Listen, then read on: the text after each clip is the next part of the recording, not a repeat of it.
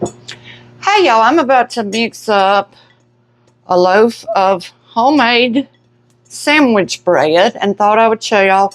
Right now I've got this kind of awkward in front of the thing because I'm just oiling up me a glass bowl. So when this is through, it has something to proof in.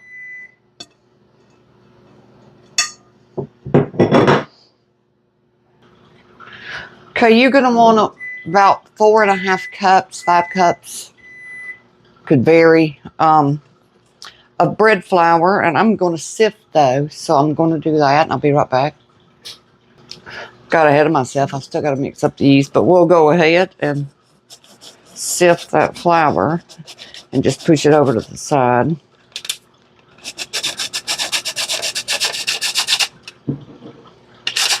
It's important to remember you'll learn the texture of the dough, and sometimes it'll take all the recipe calls for, and sometimes it won't, and sometimes it'll take a little more. Depends on the weather even with bread. It's kind of crazy. Now you're going to want 2 cups of warm water. I'm using spring water because I just find the bottled water or spring water without all that chlorine tends to rise a little bit better than the others. And you're going to want a tablespoon of quick rise active yeast. So there's a good tablespoon of that. I'm going to mix that up. That's why I'm using my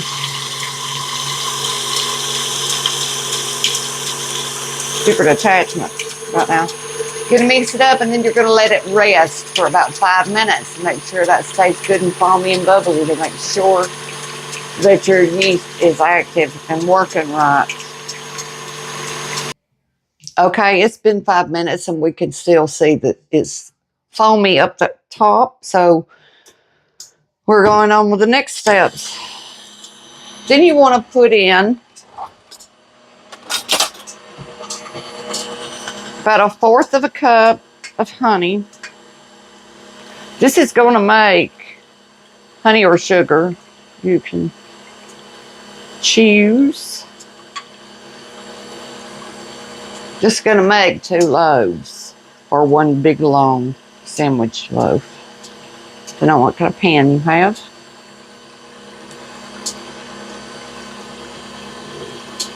Okay, there's our honey. Then next you want 2 teaspoons of salt.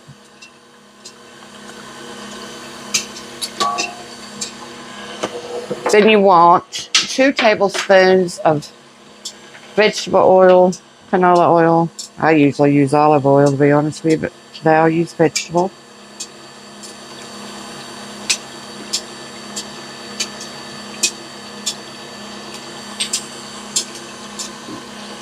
All that goes in, and then you're going to start out with 3 cups and see where that puts us. I've measured out 4 in this bowl and sifted it in its bread flour. I'm going to put just a little bit, then I'm going to put my dough hook on. Let's change the hook. Okay, got my dough hook on now.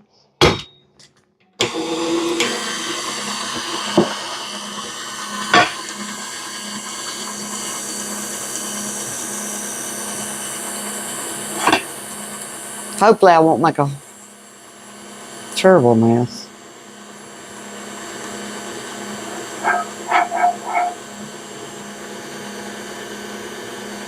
Probably would have been easier to get this back out with my cup and add. Now I know most of this is going to have to go, and then I'll scrape the side because I sifted 4 cups, which I feel like it will use every bit of 4 cups.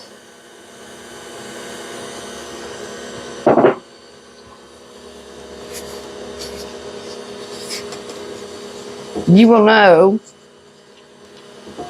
that it's ready when it starts to pull away from the, lock her down, sides and look nice and clean. See, it's already about to do so.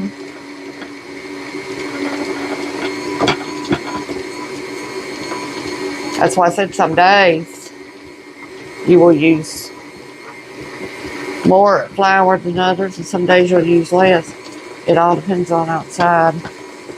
I want to put most of this, and if I need to, I will add just a wee bit of honey or something to get it to bind and stick together. There it goes.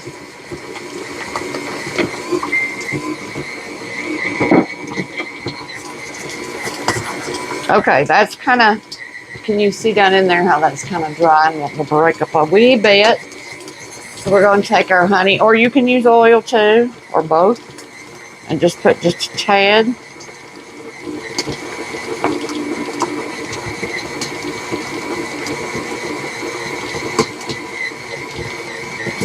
We'll do a little bit of both. So I want it to all get in one big piece, and pick it up pretty clean. You could also add just a tad of water. But I think that right there is going to do it. The flour.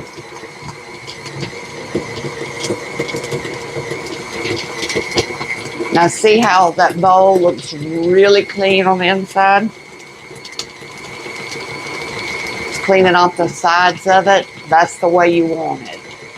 So if you're doing a recipe of bread and you see that it's not, you know, that it's kind of dry and clumping apart, just add you just a tad bit of oil or a tad bit of honey.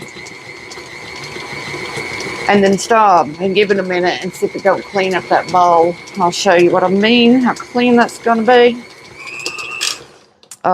When I pull it up, but I'm going to need it a little bit more than that. May have to, no, that's pretty good. See how clean the, I don't know that y'all can see past that yet. See how clean, there's a, it's a little sticky, so I'm going to give it a tad. We've still got a good bit of flour over here left. Let me lock it back down. And it can be all the way up to 5 cups. I only sifted 4. Let me put a little in there, but I don't want to overdo it. See how it starts to break up if you do? Give it a minute to come back together. It barely needs any at all, so I can handle it. It's okay if it's a little sticky. You can use olive oil on your hands to handle it once you get it out of here. Yeah, that's still breaking up more than I like. There it goes, I think. A little piece. Get that off in the hand, put it back in there. Okay, I'm going to let that run for a second. I'll be right back. I'm going to wash my hand.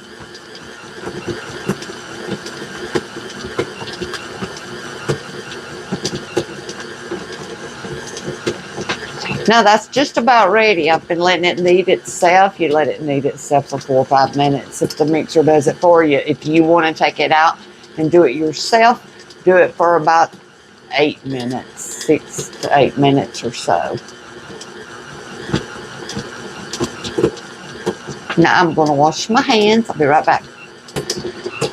Now that's been going for a bit. I'm going to move this mixer back a little ways, throw me down a little bit of flour, get it out of there.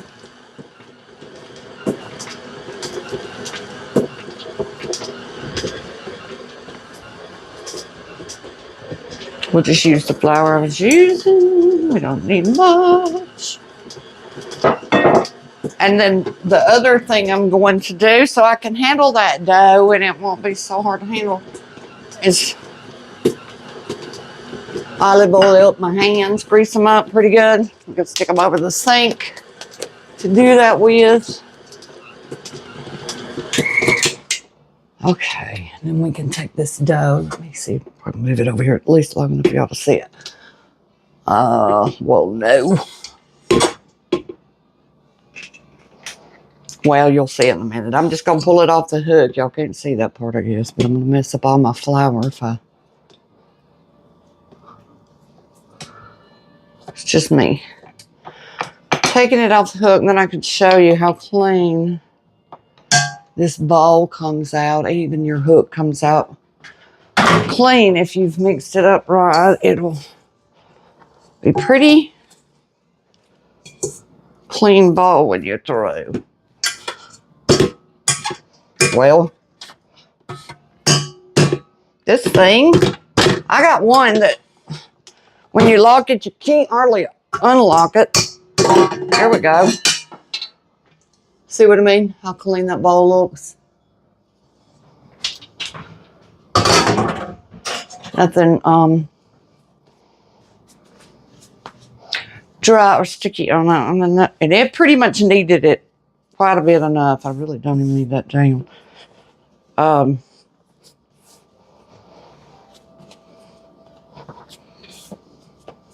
Then you're going to take your glass bowl that you put your olive oil in. And you're just going to put your bread in there. Cover it with like a light dish towel or saran wrap is what I will use. After you grease it up so it doesn't stack. Give it an hour, hour and a half until it doubles in size. Then we'll come back, we'll punch it. We'll put it in our bread pan. We'll let it rise one more time and then we can cook it. You want to cover it up just like this.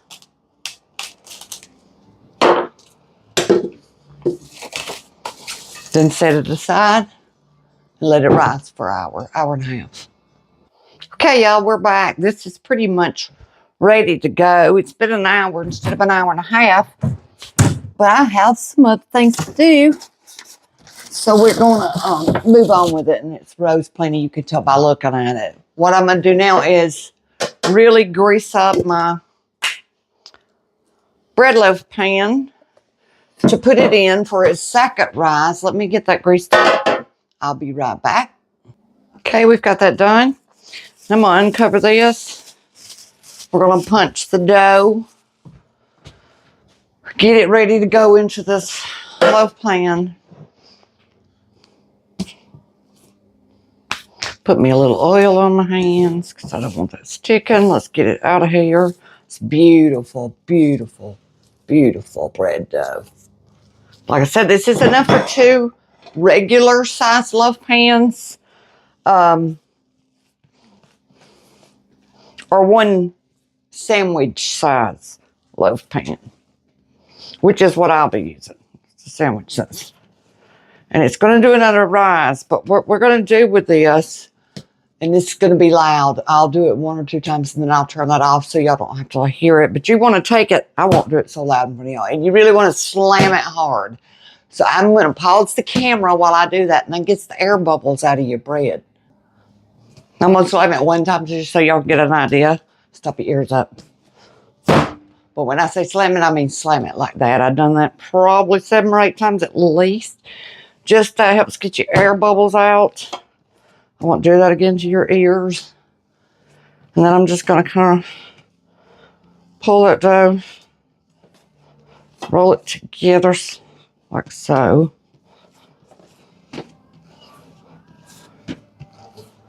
Like this. We'll take our bread pan. Now, I use Crisco on mine, and I really grease it up because the last thing you want to do is have your bread stick. That'd be terrible. I would go all the way up to the little hooks. Okay. Then you're just going to put your loaf in here. Hit that glass bowl. Sorry, y'all. Like so.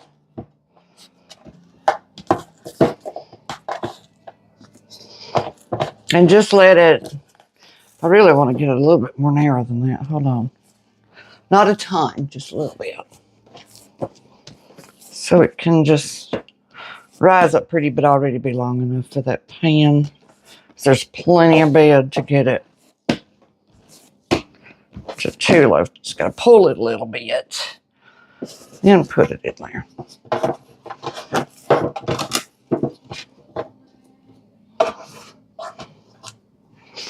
Okay, then I'm going to cover it with some plastic wrap again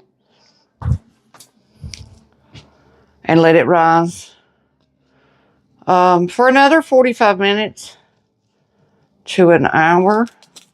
At this point, we're pretty close to this point. You can wait if you're going to let it rise an hour, but preheat your oven to 350. And that's what it will bake on. And it usually is done pretty quickly. It usually only takes about 30 minutes to make a homemade loaf bread once you get it in the oven. And that's that. We're just going to let it rise right here in this pan another time. We'll be back and I'll let you see it when it's, you know, fluffed up and risen in this pan. And then we'll put it in the oven and you'll see it after it's done. See you soon. Here she is.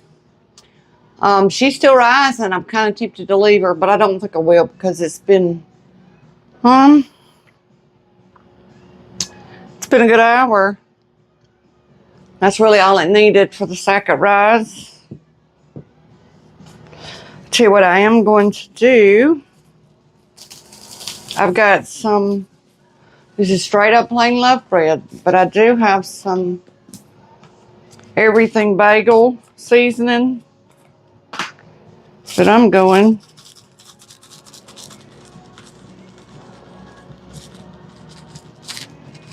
to put on the top of it.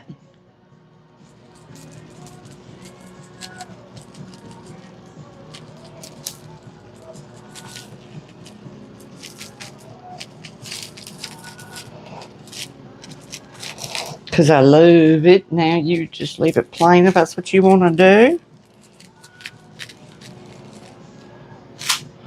I'm going to give it a pretty coat of everything bagel.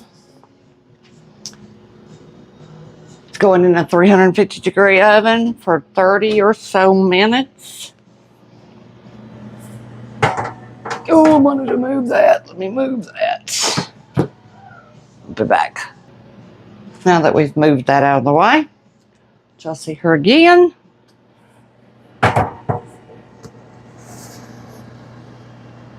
Push it about center of the rack. Close it gently. We'll be back in 30 minutes. All right, it should be about done. Let's look at it. The middle is browner than my edges, but that's probably my oven. Barely, you can barely tell that.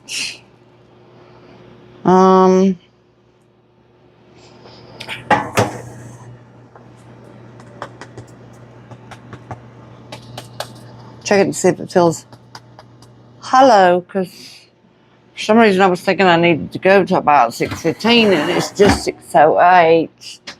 I'm about to pull that out and then I'm going to flip it upside down on this cooling rack and I'm going to let it cool for at least 1 hour. Ideally, I would let it cool much longer. Y'all seeing supper stuff too. Ideally, I would let it cool much longer than that. Because you don't want it gummy if you cut it too fast. And it's very tempting to when it's hot bread. You want to cut it and put butter on it right away. But it's better to let it sit at least 1 hour longer if you can before you cut it. Okay, let's flip this baby over. I do not remember flipping my others over, but I guess I did. I think it'll come out if I flip it. Yeah. It's going to come out. We'll go ahead and get it out of here. Look how beautiful that is. Just gorgeous. It's pretty bread. Right now I'm not going to mess too much with it. A lot of my top fell off, but y'all can see it. See how beautiful that is? Whoa. Slid. I'd hate to dump it right in the floor. All right, in an hour, I'll come back and we will slice this piece of bread.